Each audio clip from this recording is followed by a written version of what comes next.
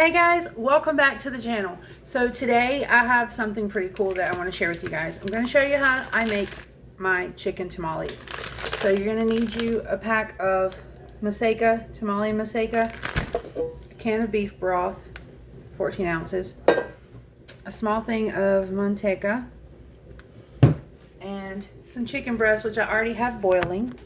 And when you're boiling your chicken breast, you want to put a little bit of garlic, a little bit of salt, a little bit of black pepper, and let it boil. And I put 1 clove in the water to boil with it.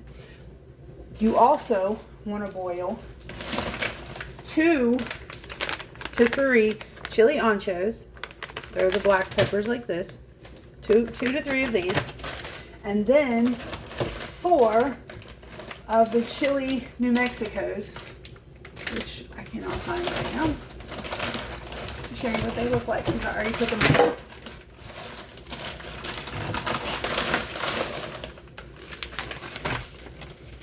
Right here, chili New Mexico. And this is what they look like. So you'll boil all of this, and while that's boiling, I take the beef broth, I put it in a bowl with 2 tablespoons of the manteca, and I put it in the microwave to melt and to warm up the broth. While that's in the microwave, you need you a large bowl and a cup, measuring cup here, 1 cup. You're going to take you 2 cups of your maseca to start with. You're probably going to add more or less as you go along.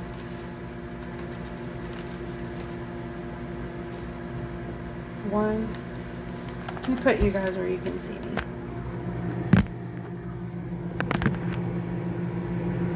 That was 1.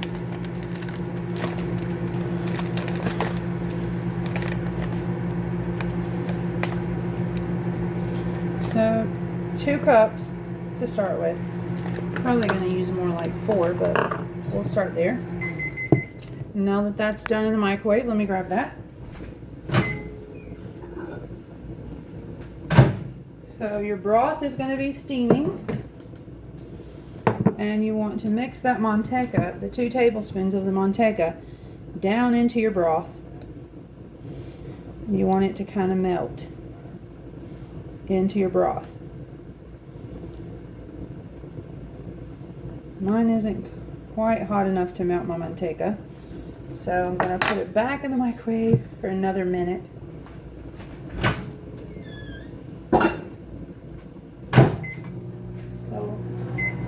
About 1 minute to 2 minutes to melt your manteca. Then you're in your bowl. You're probably going to make a little hole right here, like you would put biscuits.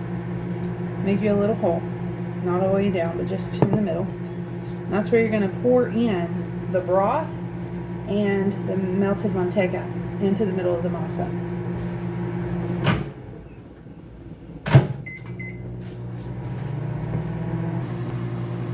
This may be controversial to some, but what I do with my chilies is I put them into the pot boiling with my chicken breast, and that way the chicken goes ahead and starts getting that color to it, and it also gets some of the flavor boiling in as I boil my chicken. And so these peppers, this is what you want them to look like when they're done. They're floppy. You devein them, you take out the seeds and the veins, and then you boil them in the water. When they're done, you set them aside in a bowl. As you can see, the chicken is boiling down and it's starting to get that reddish brownish color. And here's what the chilies look like when they're all wet and sloppy. So that's kind of how you want them before you make the salsa. Now let's work on the masa. Now as you can see, the manteca that I put in the bowl is, let me show you, is melting down into the beef broth. So we're going to take that, mix it up so it gets all the way melted down. Then we're going to pour it into the masa in the little place that we made. Alright, let's get that going. And I'm just pouring a little at a time to mix into my masa. Now, make sure your hands are clean for this part. If I can get my ring off, we'll get started. we're going to mix this with our hands. Just like that. Yes, it's hot.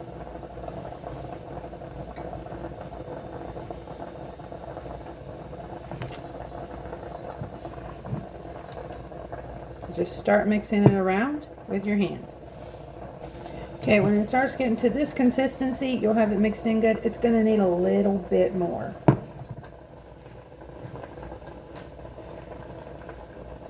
So I'm not really measuring this, just eyeballing it.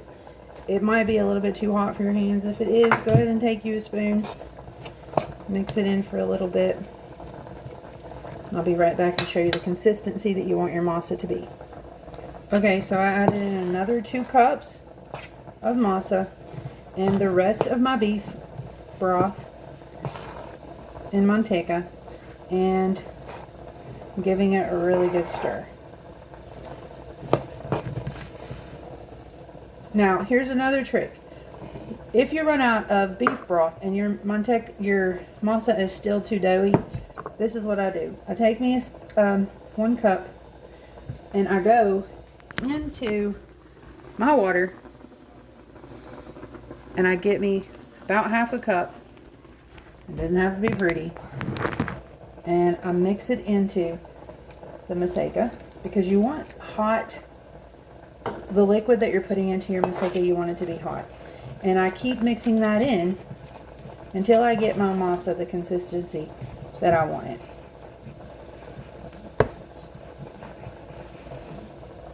Okay, so I've got my masa the way I want it. And I like it to be almost falling off the spoon, but not quite liquidy. And so I'm making these for my husband, and that's the way he likes them. It's for his birthday. So once you have that maseca about this consistency where it can shake off your spoon like that, it's kind of gooey, it's not liquid, that's where we stop with the maseca. Now, as you can see, it's boiled down because I used a lot of the water. Once the chicken is boiled down like that, we're going to take it aside, let it cool, and we're going to shred it. Now, you want your chicken to be boiled enough that when you do that, it just falls apart. That's when you know it's ready. Now, you're just going to shred your chicken. You can do this any way you want to. You want a knife, chop it up, take your fork through it. By the time that you get done boiling it well enough for the tamales, it should just break apart with your fork in there. You're going to shred all of that up. We're going to set that aside. We're going to start working on the salsa for the tamales. Alright guys, so I've got this chicken shredded up. This right here is my best friend. This is how I do it. Now that we got it shredded really well, we're going to set a lid on it, we're going to set it aside, and we're going to get started on that salsa. So let's get there. Okay, so you're going to need your blender. All I have is my little juicer blender. My big one blew up on me. So into your blending cup jar, you're going to add 1 whole clove. 1. That's all you need. 1. About a teaspoon of salt. I'm eyeballing it, of course. About 1/4 of an onion. Because my thing's small, I'm going to kind of do that. Help out the process. Then all of those chilies that you boiled.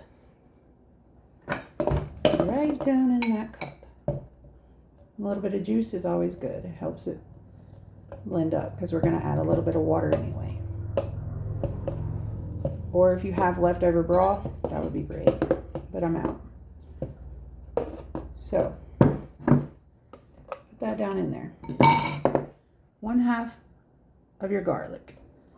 We're going to blend all of this up with a little bit. I'm going to add a little bit more water to probably up to there. And we're going to blend this all up. And we'll be right back. Alright, so once you get that blended up, this is about the consistency of what your salsa is going to look like. And it's going to be very aromatic, and that is good.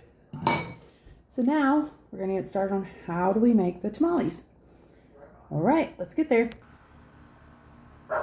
So this part is not absolutely necessary, but it's all very much so a bonus if you can do this. Here we have a banana plant. So what we're going to do is we're going to take some scissors, just some kitchen scissors, and we're going to cut the banana leaves off. I'll probably just use 1 large banana leaf for this. We're going to take them inside, clean them up, and get started. This is about the size of my leaf. Let's go.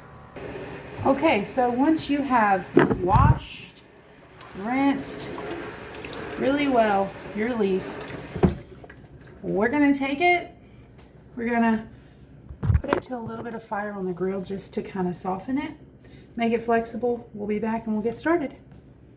So we did our leaves just to warm them up, soften them up. I just put them on the grill for a few minutes and just let them get soft. Now we're going to take them off.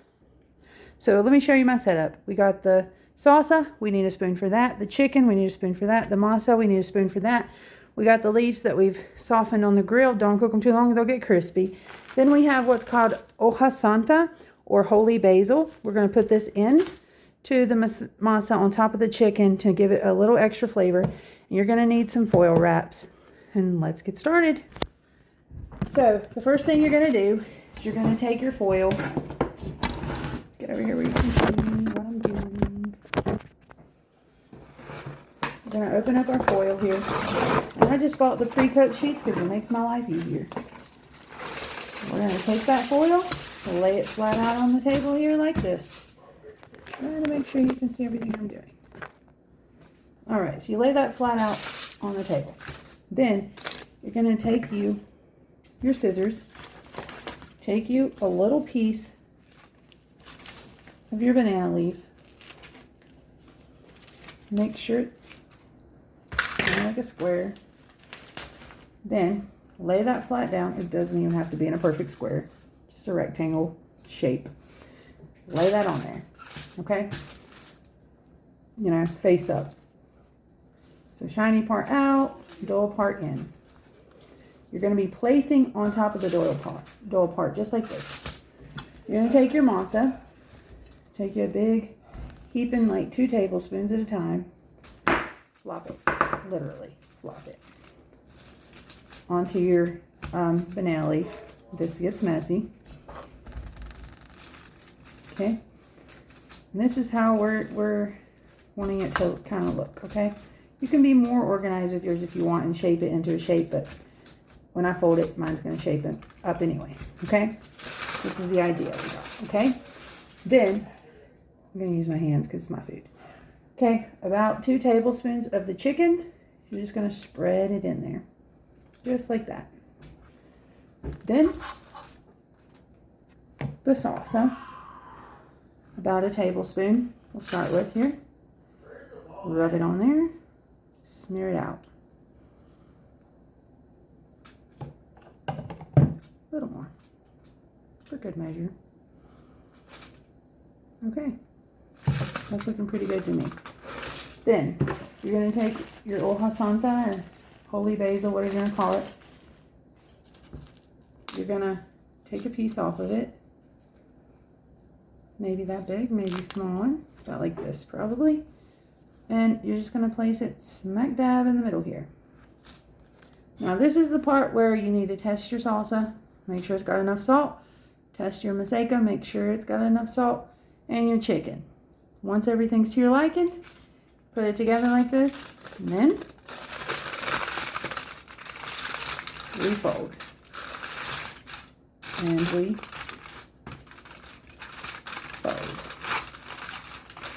And then we roll the ends. So about as simple as we can get. And when you get to the end of where the masa is, you stop. That way you have a perfectly shaped tamale. Okay. After we get all of these tamales made, we're going to put them in the pot. Get it boiling. And we're going to steam them. So stay tuned. I'll be right back. Alright guys, so once you have all of your tamales made up and you're ready to cook, you're going to get you a steamer or steaming pot, or you can cook this on the stove. But how I'm doing it, I'm going to fill this large pot right here up to the line right there, up to this line. And then we're going to place this right back over it. We're going to place a towel on top of the tamales. We're going to put the lid on. And we're going to let them babies cook for an hour. All right, guys. So we'll be back when the tamales are ready to be eaten. Love ya. Okay, so this is how your tamale pot should be looking. You place your tamales down once you've had them all made. You cover them, ouch, be careful, don't burn yourself, with a cloth, like this. You put your lid on. You let these cook for exactly an hour. All right, we'll be back when they're done. Okay, guys, so it is the next morning. My husband almost caught me making the tamales. I was doing it secretly, so I had to hide them before he got home. And so I didn't get to finish filming taking them out of the pot. But after you've let those cook in that pot for an hour, you're going to take them out. You're going to set them in a container and let them cool. You have to let them cool for at least 10 minutes before you eat them so that they can solidify. But since it's the next morning, we don't have to worry about that. So we're going to do the taste test. This is what they look like coming out. We're just going to take it, unwrap it.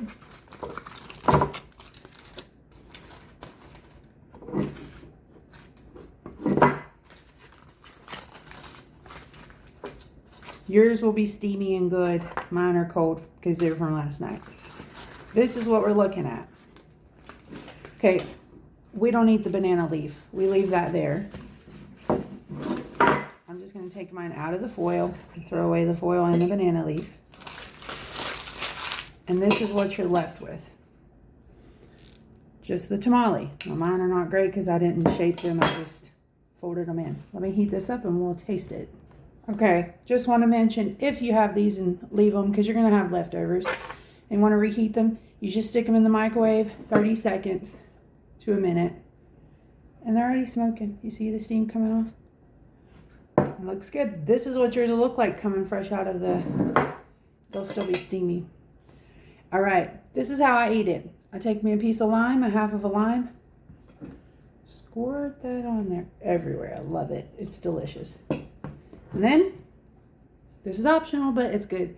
Sour cream, 1 tablespoon only. Just smother it on there. And this is so good. All right. Rub that everywhere. Looking delicious, guys.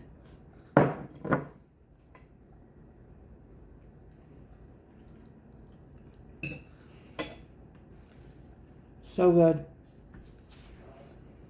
Try this.